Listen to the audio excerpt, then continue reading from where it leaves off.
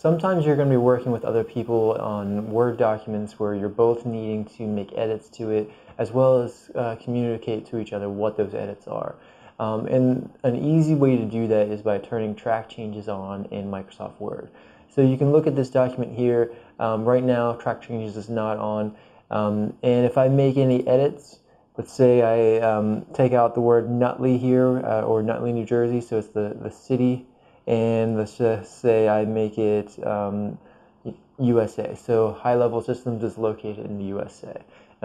So if I then go and save this document, the person who I share this with, or who wrote the original draft I'm going to send it back to, is not going to have any clue that I changed that unless they read that and then they are able to remember that that used to say something else. So what we want to do in order to change that is go up to Review. And right here it says track changes. So just click on track changes, and then let's say I'm going to change USA back to and just make it New Jersey. So get rid of USA. Automatically you can see here a red line appeared. That tells the person looking at this document that some edits been done to that line. And let's change it from USA to New Jersey. And other than the red line, right now you can't really see what's been changed, so it's still not that helpful. But that's because we are in simple markup view.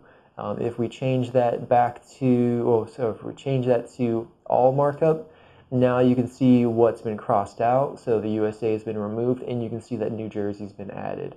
So this is a super handy way of showing people edits, as well as letting them know what you think should be changed or created in the document that you're sharing, that you're going back and forth with. And let's say I wanted to give a message of why I changed that. I can just click somewhere near where my edit is, go up here to New Comments, and I can say I prefer New Jersey instead of USA for whatever reason. All right, so, and then they can see both, not only my comment, but also the edit that I made. And so then when they get this document, if they want to see this in sort of a final format without seeing all these lines in different colors, they can be looking at it through the simple markup view, which is going to make it look more polished. It's just going to have this line telling them that there's an edit there. Or if they want to see exactly what edits you made, they can look at it with an all markup view, and then this edit is going to be visible to them. Now let's say they disagree with that edit, so they can highlight the edit, go up to reject, so we can just hit reject, and edit's gone. It's back to what it was before we made the edit with track changes.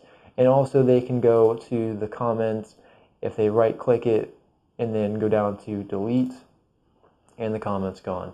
But let's say, let's make another edit. So let's say let's change female to women athletes, so women instead of female. Again, I have all markup on, which is going to show us what's been removed as well as what's been added. If I go back to simple markup, it looks more like the finished product is going to look. And so if they want to keep that, and so last time we rejected, if they want to keep it, if they see that and they like that edit, they can go up, they can highlight the edit, go to accept, hit accept, and it's going to tell us there's no other edits in the document. That's why that pop-up came up, but it's just going to accept it, and now it's going to say women instead of female.